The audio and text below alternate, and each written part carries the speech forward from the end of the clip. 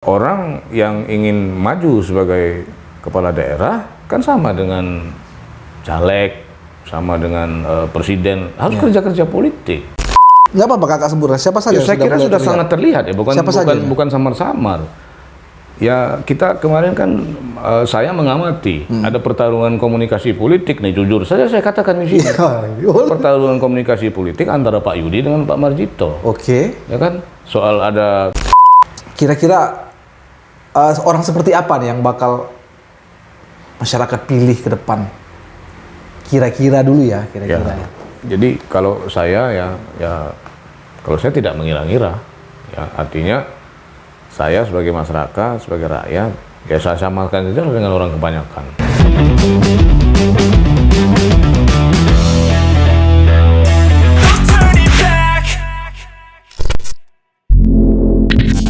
Assalamualaikum warahmatullahi wabarakatuh. Selamat malam, selamat pagi, selamat siang, dan selamat sore dimanapun Anda berada. Mudah-mudahan Anda semua dalam kondisi sehat dan tidak kekurangan suatu apapun. Terima kasih bagi Anda yang telah mendukung channel ini dan memantengi channel ini, dan bagi Anda yang belum mensubscribe channel ini, silakan diklik tombol subscribe di bawah, dan jangan lupa tinggalkan jejak like, komen, ataupun share apabila video yang kami upload dirasa bermanfaat. Oke, kembali lagi kita di Begesah.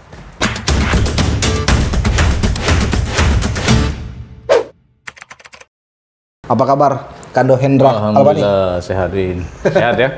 Alhamdulillah kak, berkat doa kakak. Bertemu lagi, iya kak. Bergesah lagi. Begesah lagi dengan Kak Hendra. Dulu pernah saya bertandang ke rumah beliau, saat ini beliau saya undang ke sini. Lebaran dulu ya? Lebaran, betul kak. Kak Hendra? Ya. Mungkin kita langsung saja ini Kak Hendra. Gimana nih kak, menurut kakak peta politik di kabupaten kita saat ini kak, jelang-jelang pilkada ini kak? Baik Win, terima kasih. Assalamualaikum warahmatullahi wabarakatuh. Waalaikumsalam. Selamat pagi, selamat malam, selamat siang bagi subscriber ya, penonton Begesah. Kita berjumpa lagi. Jadi kalau merespon pertanyaan Wiwin tadi, saya kira kita juga tidak bisa melepaskan konstelasi politik ya secara nasional ya dalam konteks penyelenggaraan pilkada serentak 2024. Karena itu sudah ditetapkan satu paket dengan pelaksanaan pemilu. Oke. Ya, jadi pemilu legislatif dari DPR RI, DPD, kemudian DPR di provinsi dan kabupaten kota. Plus DPD ya, yang perseorangan, dan Pilpres. Nah, kalau kita lihat tahapan pelaksanaan pemilu itu, KPU kan sudah mulai memasuki tahapan krusial. Kalau kemarin kan heboh verifikasi faktual partai politik, ya sudah ditetapkan. Ada berapa itu? Ada 16 kalau tidak salah. Terakhir Partai Umat ya, akhirnya lolos juga setelah melakukan sidang adjudifikasi di Bawaslu. Dapat nomor berapa itu terakhir ya, partainya Pak Amin itu. Kemudian dilanjutkan dengan tahapan seleksi atau rekrutmen panitia ad hoc penyelenggara pemilu di berbagai, terutama di tingkatan kecamatan, dan sekarang sedang berlangsung proses tingkat desa lurah, PPS ya, panitia PPS. Pemilihan panitia pemungutan suara di tingkat desa dan kelurahan. Nanti dilanjutkan dengan KPPS. Ya, di tingkat TPS. Barangkali Bawaslu juga seperti itu. Tetapi di tengah itu ada proses di seluruh Indonesia itu secara bertahap, berjenjang, ada masa jabatan KPU provinsi dan KPU kabupaten kota itu berakhir. Dan sekarang sedang persiapan membentuk tim seleksi untuk provinsi dan beberapa kabupaten kota secara bergiliran, yang ada yang akan berakhir di Februari ini kalau tidak salah itu ya. Ada yang berakhir nanti akhir tahun, tengah tahun. Dan untuk OKU ini kalau tidak salah akan berakhir di Januari 2024. Nah, bayangkan ya, proses itu begitu menyita energi bagi KPU RI untuk mempersiapkan penyelenggara, dalam hal ini KPU provinsi dan kabupaten kota yang akan berakhir di masa jabatannya di 2023 ini dan di awal 2024. Sementara pemilu 14 Februari 2024. Jadi semakin kesini semakin eskalatif pergerakan politik itu. Karena nanti di Oktober itu akan menetapkan pasangan calon presiden dan wakil presiden sebagai peserta Pilpres, Wapres 2024. Nah, tentu kalau kita lihat pemilu dalam sejarah politik Indonesia sejak pemilihan presiden pertama tahun 2004 ya, Pak SBY dulu terpilih, itu menjadi magnet gitu. Oke. Menjadi magnet yang agak orang tidak terlalu melihat eskalasi politik ini ke pileknya, tapi Iya. melihat pilpres wapresnya ya, karena itu berkaitan dengan nanti koalisi partai pendukung, bagaimana calon presiden itu diusung oleh gabungan partai politik dan atau gabungan partai politik, itu kan akan berhitung siapa tokoh yang dicalonkan, itu akan ada nggak imbasnya, efeknya terhadap ekor jas itu terhadap perolehan suara partai dalam pemilu legislatif. Nah, itu kan seperti itu nanti. Nah, lalu kalau kita tarik peristiwa-peristiwa politik secara nasional, baik menjelang Pilpres ataupun Pileg 2024, sekarang lagi ramai juga bicara sistem proporsional terbuka atau tertutup. Siap. Ya, itu kan juga sedang berproses ya, judicial review di Mahkamah Konstitusi. Belum lagi kemarin saya dengar juga ada masalah dapil juga ya, penataan dapil, rencana penataan dapil, perubahan dapil. Sekarang kita kan 4 dapil kalau OKU ini untuk Pileg. Terkait dengan pertanyaan awal tadi Kak Apeta tadi, soal pilkada. ya artinya itu ada kaitannya, erat kaitannya dengan hasil pemilu dengan pilkada nanti. Ya tentu ya. Oke. Jadi artinya kan yang paling teknis itu adalah kalau aturannya belum berubah, seperti yang dulu kita bicarakan, kan pilkada itu kan yang mengusung pasangan calon itu kan salah satunya partai politik. Iya. Kalau presiden kan nggak boleh calon perseorangan. Kalau presiden kan didukung oleh partai politik dan atau gabungan partai politik. Oke. Tapi kalau kepala daerah kan bisa calon independen. Undang-undangnya kalau undang-undangnya tidak berubah. Tetapi yang kebanyakan menjadi sorotan itu adalah ketika calon atau pasangan calon kepala daerah itu diusung oleh partai politik dan atau gabungan partai politik. Nah, di kita kan partai yang bisa mengusung itu kan harus punya kursi, ya minimal 7 kursi atau sama dengan 15 atau 20 berapa persen itu, saya lupa. Ada minimalnya pula. Ya ada batas minimalnya. Jadi kalau dia misalnya 6 kursi nggak bisa dia mengusung. Iya.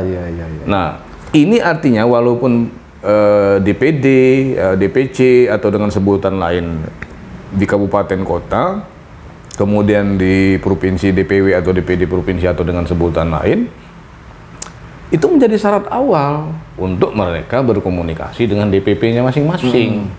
Ya, kalau kursinya cuma 1 atau 2 atau tidak sampai 7, kan harus menunggu konstelasi politik, ya. Walaupun mereka tidak mengeluarkan SK dukungan, kan yang mengeluarkan DPP. Tapi ketika partai itu misalnya di OKU nanti punya 7 kursi, dia sudah yang dulu kita sebut sudah jadi gadis cinde itu. Artinya dia tinggal menunggu perintah nih. Ya. Hasil pileg, hasil perolehan suara sah, jumlah kursi, secara matematis angka dan prosentasenya dia bisa mengusung pasangan calon sendiri di pilkada OKU 2024 atau pilkada secara serentak nasional 2024 untuk kabupaten OKU. Tapi kalau 2 kan perjuangan politiknya akan panjang, akan panjang, itu kan harus koalisi. Iya. Nggak bisa mengusung pasangan calon kepala daerah kalau syarat kan salah satu syaratnya itu didukung oleh partai politik dan atau gabungan partai politik yang memiliki suara sah 25% atau berapa itu ya, dan minimal 7 kursi di DPRD kabupaten. Nah itu kan syarat minimal yang harus dipenuhi. Mungkin oleh karena itu banyak statement-statement tokoh yang disebut-sebut kandidat pengen maju ini banyak yang ngomongin nunggu pemilu dulu, nunggu hasil pemilu dulu. Ya sebenarnya tidak salah juga seperti itu. Artinya kalau menurut saya begini, kalau ada hari ini misalnya ada tokoh ada tokoh politik, tokoh masyarakat atau siapapun itu yang berniat maju dalam pilkada OKU 2024, jangan memikirkan partai dulu, ya. Nggak salah kalau bergerak dulu. Bergerak saja dulu. Yang dulu kita sampaikan artinya silahkan dia mensosialisasikan dirinya, membangun jaringan, memperkenalkan diri, yang saya sebut dengan social capital itu, modal sosial, ya. ada apa, ya. Dia hadir, dia ada di tengah masyarakat. Artinya orang yang ingin maju sebagai kepala daerah kan sama dengan caleg, sama dengan presiden, harus kerja-kerja politik. Ya, jadi konstelasi politik menjelang Pilkada 2024 itu saya kira hari ini ya dan kemarin-kemarin dan seterusnya harus terus kita bicarakan. Saya berharap nanti ada forum-forum yang melakukan literasi politik terhadap tahapan pemilu dan pilkada. Oke. Nah ini kan Wiwin dan teman-teman di PWI saya kira bisa memainkan peran itu untuk membuka ruang-ruang komunikasi politik di hadapan publik ini, ya. Nggak boleh kita tiba-tiba ada orang muncul entah dari mana kita nggak tahu, ya kan? Nah KPU diundang, Bawaslu diundang, karena KPU itu belum bisa dia menyelenggarakan acara itu karena misalnya KPU nih mengundang ada diskusi tentang tahapan nggak bisa karena dia fokus pada kinerja teknis berdasarkan undang-undang dan PKPU. Tapi kalau kita undang dia misalnya untuk bicara, dia boleh hadir. Tapi kalau dia yang membuat acara itu belum saatnya dan tidak boleh karena perintahnya kepada mereka fokus untuk melaksanakan tahapan teknis ya yang semakin mengkerucut. Jadi kalau kakak melihat lagi pergerakan calon-calon kandidat ini untuk yang bakal maju ini sudah terlihat belum? Kalaupun sudah terlihat, nggak apa-apa kakak sebutkan siapa saja. Ya, saya kira sudah sangat terlihat ya, bukan samar-samar. Ya kita kemarin kan saya mengamati ada pertarungan komunikasi politik nih, jujur saja saya katakan di sini. Pertarungan komunikasi politik antara Pak Yudi dengan Pak Marjito. Oke. Ya kan, soal ada kemelut di IPSI, Musda IPSI soal kemelut tunjangan gaji RT RW. Itu menurut saya bagian dari dinamika yang saya amati ya sebagai pengawat, itu bagian dari dinamika itu, bagian dari Pak Marjito dengan Pak Yudi menunjukkan kepada publik bahwa mereka melakukan sesuatu, do it something gitu, ya. Walaupun rasa-rasa Ya, pra pasti ada pilkada. kaitannya ke situ. Walaupun rasa-rasa pra pilkada mungkin. Iya, enggak masalah. Itu kan bagian dari proses dinamika di luar yang mereka lakukan, ya, yang ketika mereka misalnya berkunjung ke desa, kecamatan. Ya, menghadiri acara-acara sosial, acara-acara organisasi, atau menggunakan media sosialisasi yang lain, ya, baliho misalnya, banner atau apa yang dipasang di di Kabupaten Oku, ya, atau yang dipasang di kendaraan roda 4 misalnya yang berjalan, itu kan bagian dari upaya untuk mensosialisasikan diri. Jadi yang tadi yang perebutan kakak sebut tadi itu hanya bagian dari dinamika saja. Ya dinamika politik menurut saya, ya. Oke. Kalau ada orang yang sini juga saya akan sampaikan gitu. Nah, kita kan melihat itu, ya. Artinya, Agak juga dong tahu masalah itu. Saya mengamati lah, ya. Ada ketika saya misalnya punya cita-cita politik, itu yang saya sebutkan dulu pada saat kita habis Lebaran kemarin menyatakan bahwa itu sosial kapital yang bisa menjadi dikapitalisasi menjadi modal politik. Ya, saya membantu orang itu kan saya menanamkan memori. Betul. Memori kebaikan, ya. Walaupun kita ingatkan juga, ya, yang dulu itu jangan cempedak bawa bilik itu kan, ada kendak baru nak balik. Jadi berlaku siapapun yang ingin menjadi bercita-cita menjadi calon kepala daerah atau ingin menjadi peserta atau kontestan di pemilu kada Oku 2024, jadi harus banyak menanamkan memori kolektif. Sebagai orang yang punya cita-cita membangun Oku ini. Nah, itu kan cita-cita politik. Loh, lumrah saja ketika misalnya kita berdua ketemu. Ini garapan saya kok kamu masukin, Win. Nah, itu kan dinamika. Betul. Ya, kan dinamikanya kan kalau tidak ada dinamika itu kan juga nggak asik juga kan. Artinya ada coupling-coupling yang juga harus kita arahkan kepada bagaimana pemaknaan atau terhadap penggunaan etika politik gitu ya. Tapi itu bukan gesekan ya? Menurut saya itu bukan gesekan lah ya. Bukan gesekan ya? Kalau kamu mau nanya gesekan apa enggak, tanya yang bersangkutan dong, yang tanya saya. Saya hanya mengamati dari luar, saya membaca pemberitaan media, ya. RT RW-nya ngomong bahwa mereka ditolong oleh Pak Yudi misalnya kan, IPSI-nya juga ada bagaimana, itu kan dinamika menurut saya, ya. Tapi masih apa namanya, tidak Iya, begitu. saya kira itu dalam dinamika yang sehat lah ya, biasa itu. Oke. Nah selain itu Kak, artinya kan Kakak juga sudah menyebut 2 nama nih. Ada lain nggak kira-kira menurut Kakak? Ya Mas Yoni tentu, ya Mas Yoni kan juga jadi juga, ketua apa Golkar sekarang kan. Golkar sebagai partai lama, partai besar juga tentu punya cita-cita politik. Iya. Ya, kita melihat juga ya ada desas-desus juga yang mengatakan itu. Ya, dulu kan kita bahas tuh. Betul. Tiga-tiganya ini kan pimpinan DPRD, ya. Pasti punya ego Sebelum semua. kamu tanya soal PJ misalnya, apakah Pak PJ ini mau maju misalnya kan gitu. Itu nanti. Ya. Itu nanti. Itu kan juga kita nggak tahu, ya. Belum lagi misalnya nanti dulu ada Adinda itu, apa kabarnya sekarang? Ya, belum tahu. Pak Andi Danialdi dengan Bu Tina Marinda misalnya, sempat ada muncul itu ya. Dan saya kira semakin mendekati nanti perhelatan pilkada ya, masukin pertengahan tahun ini atau memasuki akhir tahun 2023, tokoh-tokoh itu bakal bermunculan. Dan saya kira semakin banyak yang muncul, itu semakin sehat kita. Kalau menurut Kakak demokrasi kita. Kalau menurut Kakak yang memulai start dari 2 tahun terakhir siapa kira-kira? Yang mulai start untuk apa tadi? Ya yang muncul ke permukaan pertama, walaupun saya belum pernah mendengar, belum pernah mendengar misalnya yang bersangkutan menyatakan saya ingin maju sebagai bupati. Sebagai bupati, itu kan belum ada yang menyatakan seperti itu. Tapi yang muncul pertama itu kan dengan jinglenya muda cerdas apa tuh Pak Yudi ya? Iya. Nah, itu saya maknai dia mau maju gitu. Walaupun tidak ngomong. Ya, walaupun tidak ngomong untuk oku apa gitu kan. Pak Marjito ya. Yoni juga pernah beberapa kali saya dengar ada niatan ke situ ya. Tapi kan kita tidak tahu karena sampai hari ini 3 nama yang muncul ya. Kalau Pak PJ kan belum menyebutkan dia mau maju apa tidak. Kalau Pak PJ bagaimana menurut? Bahkan dengan podcast Wiwin saya lupa tanggal berapa kan dia mencoret 2024. Nah ini banyak yang ini Kak, banyak yang mendorong malah, bukannya mendorong beliau itu. Tidak tahu ya, pilihan politik itu kan nanti dihadapkan pada fakta-fakta ya. Ukuran-ukuran yang menurut mereka apakah dia punya momentum yang tepat ya, kan dimulai dari situ. Momentum itu kan apakah saya layak, apakah saya sudah pas waktunya ya kan.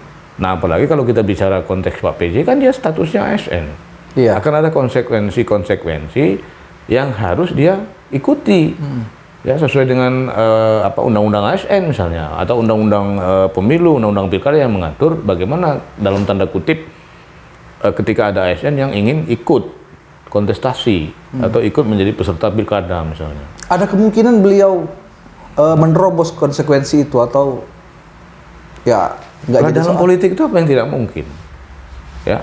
Yang disampaikan dengan Wiwin mencoret 2024 itu kan salah satu kemungkinan, begitu loh. Tapi itu sebuah dan bagi saya itu bukan juga hanya sebuah kemungkinan, bukan suatu kepastian gitu. Ya kita nggak tahu kan. Ya kalaupun misalnya dia nanti 2024 misalnya sebagai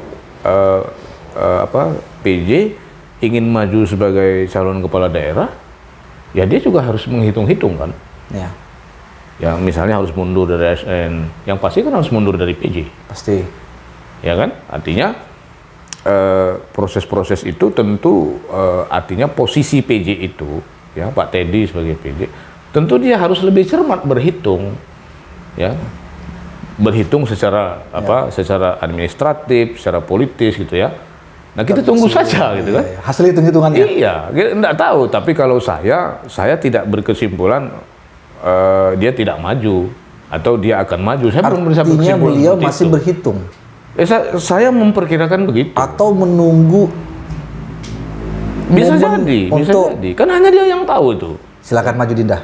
Lah yang Pak Yudi tadi aja belum pernah dia menyatakan saya Yudi Purnanugraha akan siap maju untuk Pilkada Oku 2000. Kan belum ada pernyataan itu. Apalagi kalau tidak salah dia ketua partai kan sekarang. Tapi ketiga-tiganya ketua partai. Ketua partai ini perlu Wiwin ketahui itu dari yang saya dengar ya, perintah DPP-nya masing-masing wajib nyalek. Iya. Nah bayangkan kalau dia nyalek di November 2024 dia juga harus ikut pilkada. Jadi biaya kos politiknya tinggi. Kenapa seluruh ketua partai diwajibkan nyalek walaupun dia misalnya punya cita-cita mau nyalon pilkada? Tadinya kan ada beberapa yang saya dengar tidak akan nyalek kalau dia pengen maju di pilkada. Tapi ada perintah nih dari coba nanti dipastikan benar atau tidak. Ada perintah semua ketua partai di setiap tingkatan, ya, terutama kabupaten, kota, provinsi dan pusat semuanya nyalek. Iya. Karena itu untuk mendongkrak perolehan suara partai. Iya, itu kewajiban mungkin kewajiban di ADRT partai masing-masing. Nah, artinya bukan hanya PJ yang harus punya pertimbangan politik karena dia sebagai ASN, ketua partai ini juga harus punya hitung-hitungan. Iya, betul. Kalau misalnya kos politik untuk nyalek itu misalnya di Oku ini untuk dapil katakanlah dapil Timur, pengalaman dia sudah duduk, ya, dinamika 5 tahun yang lalu misalnya dia habis 5 miliar atau 3 miliar. Sekarang perkembangan berubah misalnya, ya, ongkosnya semakin mahal. Ya, silahkan terjemahkan sendirilah ongkos semakin mahal itu. Ya. Katakanlah dia terpilih, ya kan, duduk di DPRD, dapat kursi, nanti harus siap-siap lagi ikut pilkada. Ya, itu kan super sekali. Iya, ya. Ya, dari sisi kos, ya, dari sisi kos biaya politik yang harus dia keluarkan. Kan biaya politik itu tidak hanya berupa uang, Iya. ya, tenaga, pikiran, ya pileg itu kan juga menyita energi. Iya. Karena semua pengen duduk gitu. Ya, nah makanya kemarin kan sempat ada wacana bagaimana kalau misalnya pilkada itu 2004 tuh dimajukan, ya, Agustus atau September. Kenapa? Tahu nggak, Win? Kalau misalnya dia ikut caleg, dia terpilih, ya kan? Kan DPRD dilantik Oktober. Iya. Artinya kalau dia tidak terpilih di pilkada, dia masih dapat. Betul. Tapi kalau sudah pilkadanya November, kan Oktober jadi lantik, dia harus mundur. Iya, betul. Jadi itu resiko politik dari DPRD karena syaratnya harus mundur kan. Nah, makanya ada wacana juga. Nah, itu tadi kita bicara regulasi ini tentu ya ada dugaan-dugaan lah ya, disetel sesuai dengan kepentingan itu gitu. Artinya kalau balik lagi ke PJ tadi, apa yang dia lakukan pekerjaan sebagai PJ ini itu pure sebagai PJ atau ada juga bau-bau untuk masuk semacam pergerakan yang dua orang yang kita sebutkan tadi? Saya kira kalau saya tidak mengikuti tidak mengikuti, tapi kalau saya lihat di pemberitaan media atau di obrolan gitu, ya menjalankan tugas sebagai PJ. Yang tugas sebagai PJ ya? Iya. Saya tidak melihat ada misalnya dia bagi sembako misalnya, tidak ada.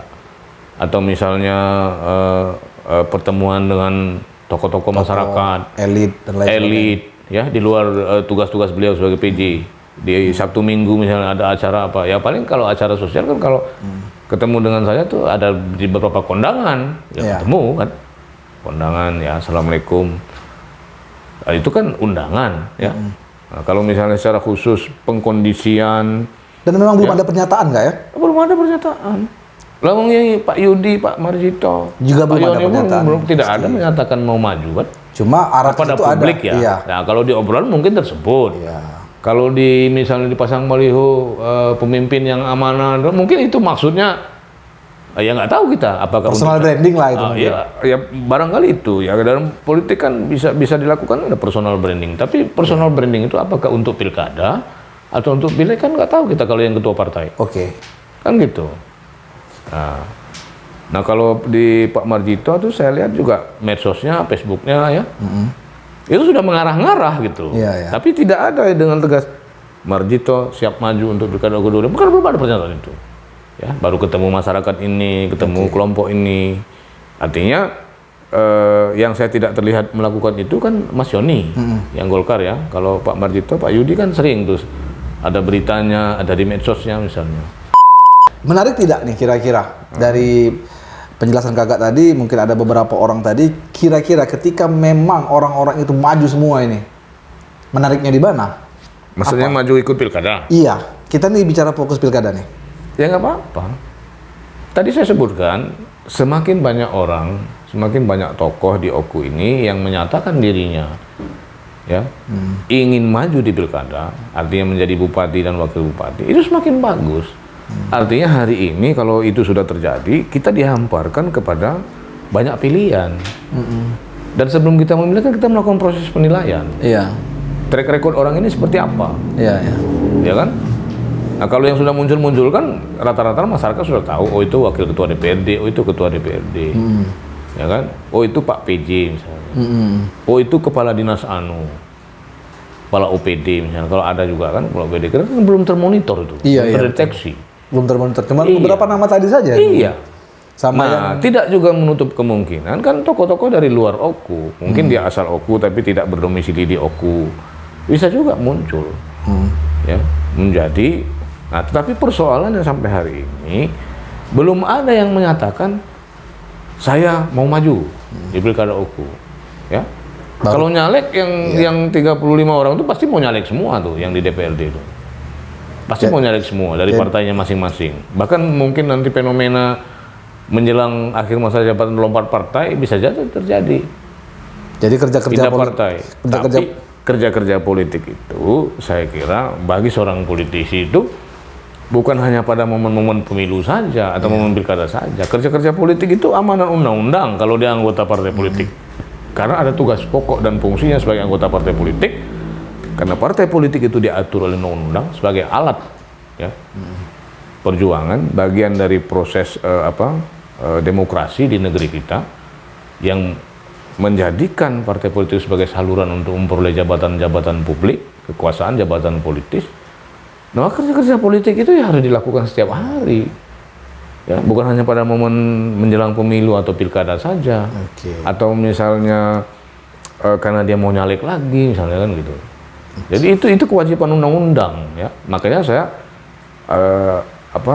juga heran kalau ada DPC atau DPD yang sibuk melengkapi persyaratan administrasi verifikasi parpol di KPU, kartu anggota partainya kurang. Ya 5 tahun ini apa kerjanya kan gitu. Ya ini otokritik ya bagi kita, karena ya salah satu kelemahan partai politik kita di level kabupaten kota itu adalah tata kelola. Ya kan ada tata kelola pemilu yang dilaksanakan oleh KPU. Nah, tata kelola partai politik ini kan, ya, saya sering tuh kalau ada teman-teman bertanya, kalau pemerintahan desa misalnya, coba kamu cek, mana arsip surat keluar surat masuknya, ada nggak? Artinya kalau pemerintahan desa itu kantornya berfungsi, dia pasti ada. Iya. Ya. Kalau belum berfungsi, kantor partai politiknya pindah-pindah terus. Nah, itu kan salah satu simbol bahwa partai itu dikelola dengan baik. Dia punya kantor yang tetap. Siapapun nanti yang menggantikan dia itu kantor partai. Walaupun misalnya dia sekarang berkontribusi membangun kantor itu. Ya, itu kan sulit salah satu sumbangsi ya terhadap partai yang sudah membesarkan dia dalam karir politiknya misalnya. Itu kan penting bagi saya. Nah, di pilkada 2024 itu kan Kak, bisa sambil minum ya? Iya Kak, nah iya sambil minum Kak. Dia pisang goreng nih. Agak keset mulut. Kak, situasi 2024 nanti kan agak berbeda ya, agak menarik karena satu mungkin tidak ada incumbent. Ya. Kedua juga tokoh-tokoh kita yang sudah lama ini kan banyak sudah mendahului kita. Mudah-mudahan mereka semua ditempatkan di surganya. Amin ya rabbal alamin. Nah, ini kan apa nih nanti? Masyarakat ini nanti apa yang kira-kira yang menurut Kakak yang akan dilihat oleh publik khususnya di Oku nih mengenai kandidat-kandidat ini? Kira-kira orang seperti apa nih yang bakal masyarakat pilih ke depan? Kira-kira dulu ya, kira-kira. Ya. Jadi kalau saya kalau saya tidak mengira-ngira, ya artinya saya sebagai masyarakat, sebagai rakyat, ya saya samakan saja dengan orang kebanyakan. Pasti berharap ya kita ini tidak hanya mendapatkan atau memperoleh pemimpin yang sibuk dengan slogan. Ya, Oku beginilah, Oku begitulah gitu kan. Tapi harus dibuktikan dengan kerja. Ya. Harus dibuktikan dengan bagaimana kita membangun tata kelola pemerintahan yang baik, bagaimana kita mengelola ya, anggaran daerah, anggaran bagi hasil ya, dari APBD provinsi atau dari APBN untuk sebesar-besarnya bagi pembangunan OKU. Ya kalau kita lihat hari ini kan kita masih punya masalah dengan infrastruktur. Betul. Kita masih punya masalah dengan rencana induk pengembangan pendidikan, kesehatan ke depan mau seperti apa. Kemudian pelayanan publik yang dulu pernah kita bicarakan, penggalian potensi. Nah, itu. Ini perlu pemimpin yang tidak hanya mengandalkan rutinitas anggaran, tapi juga harus membuat terobosan, membuat inovasi. Dan juga yang sangat penting sekarang, Win, kepala daerah itu harus mencermati situasi perkembangan pembangunan wilayah yang ada di sekitarnya. Iya, itu. Nah, ini tol Prabu Muli Palembang sudah mau dibuka. Itu termasuk arahan Bapak Presiden kita. Iya. Harus fokus kepada Jadi apa? ada connecting ya, ada konektivitas antar wilayah. Iya, ya. Nah, ya Anda datanglah ke Kayu Agung, Anda datanglah ke Indralaya sekarang kalau di Sumsel. Iya. Itu salah satu efek tol itu ada. Iya, ya. Ya, kalau di Lampung itu dulu kita sebutkan Kota Bumi, Gunung Sugi, Bandar Jaya, itu efek tolnya ada. Ya. Karena orang kan pengen cepat. Artinya pembangunan juga punya dampak. Iya. Nah, bayangkan nanti kalau kabarnya bulan depan ya, Februari akan dibuka tuh tol Palembang Prabu Muli. Nggak tahu ujungnya di mana Prabu Muli itu. Nanti apakah terus Bengkulu, Muara ini atau Bengkulu kemana? Kan belum tahu kita. Ya. Pintu tol yang masuk Prabu Muli ke Palembang itu masuk di mana? Sebelum Prabu Muli masuk kota Prabu Muli atau setelah? Iya, ya. Kalau kita lihat kan itu kan belum jelas tuh pembangunannya kan karena belum selesai. Nah, saya kira sedikit banyak kalau yang saya lihat sebelumnya di daerah yang saya bilang tadi itu banyak pengaruhnya. Nah, kita OKU khususnya ibu kota kabupaten kita ini Batu Raja sebagai kota jasa, ya kita kan bukan kota industri, kita ini kan kota jasa. Ya, ada arus distribusi barang dan jasa yang di sini. Makanya kan restoran muncul, hotel muncul, karena ada orang menginap, ada orang berinteraksi dalam proses pertukaran barang dan jasa. Ya, itu kan harus kita hitung. Ya, OPD terakhir menghitung berapa perputaran uang.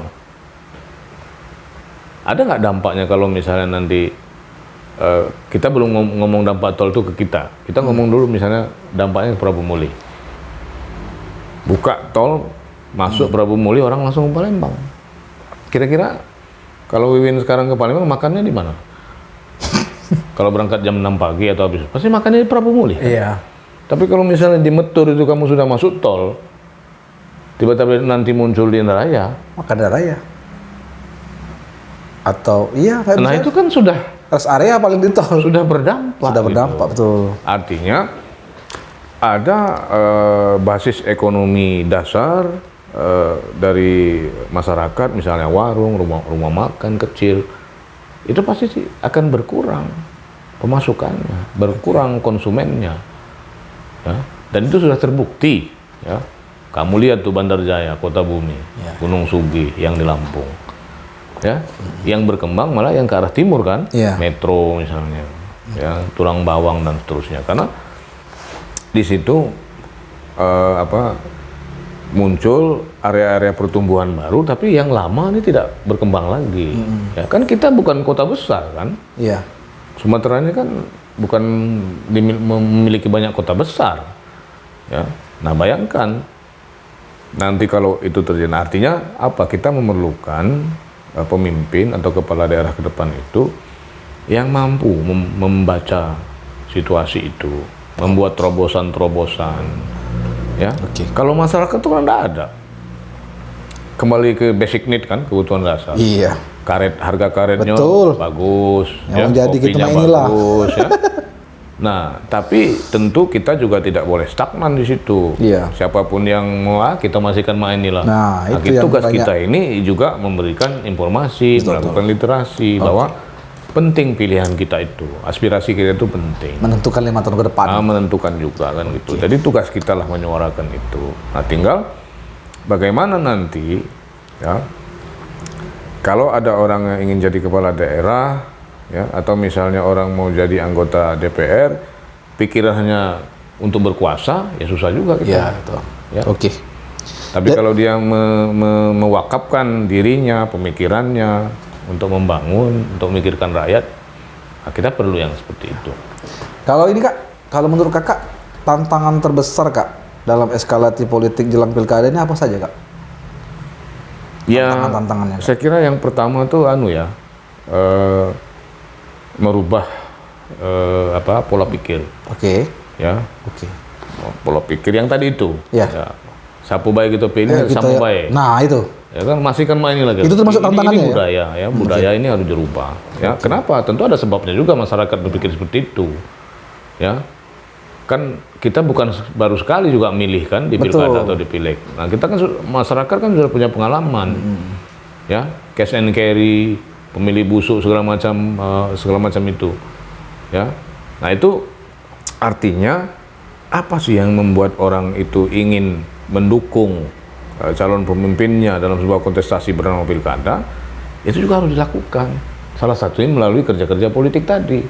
Antum kalau memang punya niat, yang ngomong dari sekarang. Ya. Jangan ngomong nanti 6 bulan sebelum pilkada. Ya. Atau ada orang yang berpikir dulu kita bahas dalam pertemuan sebelumnya. Mudahlah itu nanti diselesaikan dengan uang. Ya, money politik. Iya. Ya. Itu tantangan kedua tuh money politik. Ya. Oke. Tantangan ketiga itu ya ada pihak-pihak yang seharusnya netral. Ada pihak-pihak yang harusnya artinya tidak boleh dia mengikuti atau melaksanakan apa yang diinginkan oleh calon karena posisinya ASN misalnya. Iya. Ya, ini netralitas ASN ini kan masih jadi persoalan. Iya. Ya, karena ASN ini paling susah ya. Misalnya kalau Semala contoh rama. pengalaman sebelumnya, incumbent maju, Iya. penantangnya ada peluang menang. Tidak milih incumbent Saro, kalau milih penantang ini kaget menang Cak Mano kan itu. Ya, banyak terjadi. Nah, itu tantangan itu artinya ada fungsi-fungsi yang harus diperankan untuk menjaga netralitas ini. Walaupun mungkin berat ya, tugas berat lah gitu. Kemudian saya kira tantangan yang tadi budaya masyarakat kita, pola pikir, kemudian budaya, ada ancaman money politik. Ya kalau politik identitas saya kira Nah, itu. tidak terlalu dalam pilkada itu kan. Tapi di OKU Kak, politik itu bagaimana Kak? Apakah masih Ya Kak? sebenarnya begini, kalau dalam teori politik identitas itu diperbolehkan. Ya, saya sebagai orang Jawa misalnya mau nyalon bupati boleh saya ngomong, tapi tidak boleh digunakan untuk menjelek-jelekan etnis yang lain, Betul. agama yang lain. Nah, itu politik identitas yang salah. Iya. Ya, jadi kalau misalnya saya mau nyalon sebagai calon bupati, saya mengatakan saya sebagai orang Ogan, ya, saya Ini identitas yang mengerucut Kak. mengkerucut. Saya sebagai Antara orang Ula dan Ulu. Islam, saya orang Ulu Ogan, saya orang Ile, saya orang Jawa, saya orang Komering. Ya. Itu identitas yang memang harus diketahui gitu. Harus diketahui ya. Ya, tapi yang tidak boleh itu jangan karena saya misalnya orang Ogan nyalek, jangan awas ya Kak, orang Ogan tidak milih saya. Jangan pilih yang calon yang bukan etnis orang Ogan, itu nggak boleh. Jadi politik identitas menurut Kakak bukan sebuah tantangan? Oh, dalam teori-teori politik boleh. Boleh ya? Bahkan politik itu harus punya identitas. Ya. Kenapa ada partai yang menyatakan saya nasionalis religius? Itu identity gitu. Karena Jadi, identitas mereka itulah yang membuat. Iya, ya kalau orang menerjemahkan tidak memahami konteks politik identitas itu ya salah ya. Tapi kalau dalam Yang tidak boleh itu jangan pilih si Anu. ya, Karena dia orang Anu, karena dia agamanya Anu, ya tidak boleh. tapi artinya tidak terlalu begitu besar pengaruhnya Ya, kali ya. kalau dalam konteks pilkada kita kan tidak terlalu heterogen ya. Artinya kan beda dengan konstelasi pilpres misalnya. Gubernur pun kan jarang terjadi Tapi politik identitas. terjadi loh Kak, ketika pilkada antara almarhum Hajah Perca dengan almarhum Haji Kuryana itu keras sekali politik identitasnya. Jangan pilih orang luar OKU. Keras sekali tuh politik identitasnya. Ya, Kak. saya kira kalau ada yang mengkapitalisasi itu bagian yang keliru ya. Ya. Bagian yang keliru. Karena politik identitas itu, ya bagaimana kamu mau berpolitik kalau identitasmu tidak kami ketahui? Kan begitu. Nah, yang tidak boleh itu tadi, jangan pilih Syanu karena ini, Nah, yang seperti itu tadi karena ya. budayanya ini, ya. Kan kita di dalam undang-undang kan punya hak dipilih dan memilih. Iya, iya. Semua orang sama, ya. Equality before the law itu, ya. Kesetaraan di hukum itu sama, ya. Nah, yang jadi persoalan itu misalnya kalau saya mau mencalonkan diri jadi bupati di Papua, ada nggak yang mau milih saya? Walaupun boleh sesungguhnya. Oh, boleh. Siapa yang milih tapi ya? Boleh. Nggak ada larangan kita orang Oku tidak boleh nyalek di Musirawas misalnya, atau tidak boleh calon bupati Musirawas, tidak ada. Yang nggak boleh itu kalau sudah 2 periode kan, atau kejahatan-kejahatan yang narkoba, pedofilia yang extraordinary itu, yang hak politiknya dicabut karena ancaman hukuman tindak pidana korupsi dan seterusnya. Kalau yang lain itu nggak ada. Jadi kalau orang bicara, jadi politik identitas itu jangan diterjemahkan kita tidak boleh menggunakan identitas dalam berpolitik. Boleh dong, itu sah menurut undang-undang. Yang tidak boleh itu ya mengkapitalisasi identitas itu ya dengan negatif, ya. Oh, dia tuh Hasana, pokoknya dalam nggak bagus itu. Tidak boleh negatif, ya. Karena ya kalau kita berpolitik tidak menggunakan identitas, ya kamu mau nyalek, partai mau apa? Kan kita harus tahu identitas partainya. Ya paling tidak identitas kita Ya, itulah partai saya yang ini menjadi ya, salah partai satu itu kan faktor ada pendukung ideologinya. kita. Ya, ada ADART-nya, ada ideologinya. Nah, itu identitasnya seperti itu. Jadi ada 4 itu. Walaupun tidak menutup kemungkinan ada orang yang menggunakan atau mengkapitalisasi identitas itu secara negatif untuk kepentingan politiknya atau kepentingan kelompoknya saja. Ya. Oke. Kan enggak boleh kita mengatakan etnis X tidak boleh pilih etnis Y misalnya. Kan itu nggak boleh. Ya kalau nggak mau pilih ya nggak usah dipilih kan gitu. Tapi tidak boleh membangun ujaran kebencian ya dalam penghasutan. Itu kan nggak boleh. Identitas digunakan untuk itu tidak boleh. Ya. Tapi nek aku wong Jawa arep maju. Ya, yang pilkada aku ya boleh-boleh saja kan gitu. Berarti yang saya bicarakan tadi, yang saya omongkan tadi, misalnya yang pilkada kemarin, oh jangan pilih itu bukannya mau aku, itu sebenarnya dalam koridor yang barangkali yang bicara itu mungkin dia nggak ngerti ya. Iya. Tidak mengerti. Jadi konteks politik identitas itu mana yang dipergunakan, yang dikapitalisasi untuk kepentingan negatif ya, artinya menghasut, ya, menjelekkan, memfitnah, menyebarkan hoax, ujaran kebencian, hate speech tadi di media sosial atau apa gitu kan. Tapi kalau saya orang etnis X ingin maju, nggak salah. Artinya Kak, tantangan tadi, balik ke tantangan tadi untuk ujaran kebencian, hoax, politik identitas. Ya, 3 ancaman utama pilkada itu pernah saya tulis tuh. Ya. Pernah saya tulis di Seripo dan Sumek. Pertama, pola pikir. money politik. Yang kedua, hoax tadi. Nah, masuklah di situ ujaran kebencian segala macam. Ya. Dan yang 3 itu tadi, ya, artinya orang yang menggunakan identitas dalam proses politik dengan tujuan yang tidak baik, tujuan yang melahirkan kebencian tadi. Jadi 3 hal ini saya kira masih berpeluang terjadi. Oke. Ya, jadi money politik, ujaran kebencian tadi, ya, kemudian kecurangan itu termasuklah sisi identitas. Itu 3 ancaman utamanya. Oke. Money politik, hoax, dan politik identitas yang dikapitalisasi untuk kepentingan politik kelompoknya sendiri secara negatif. Gitu. Oke. Terakhir Kak, Ya. apa nih yang menjadi harapan terbesar Kakak ini karena pilkada kita nanti mungkin Kakak sendiri bilang bakal menarik? Ya, kalau harapan kita tentu, kalau saya pribadi, semakin banyak yang muncul sebagai calon, tentu itu semakin menawarkan pilihan kepada masyarakat. Ya. Kita bisa menilai dan akan lebih baik lagi, lebih bagus lagi kalau beliau-beliau yang ada niat itu